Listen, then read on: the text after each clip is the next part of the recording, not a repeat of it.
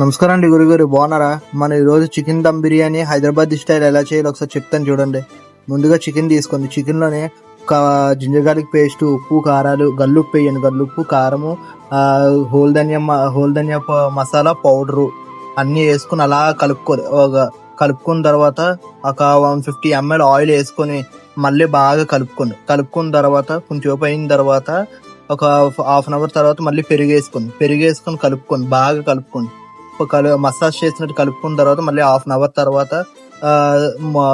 ముక్కలన్నీ అలా సర్దేసుకున్న తర్వాత 15 minutes అలా ఉంచుకున్న తర్వాత లేయర్ గా అలా రైస్ వేసుకోండి. 3 layers గా రైస్ వేసుకున్న తర్వాత ఒక హాఫ్ అన్ అవర్ అంటే 15 minutes నుంచి లో ఫ్లేమ్ లో, 15 minutes ఏమో హై ఫ్లేమ్ లో పెట్టుకున్న తర్వాత ఇదిగోండి, వేడి దొల్లగొట్టే దమ్ బిర్యానీ మాత్రం రెడీ అయిపోద్దండి. హైదరాబాద్ స్టైల్ దమ్ బిర్యానీ దొల్ల అంటే దొల్ల కొట్టేసింది.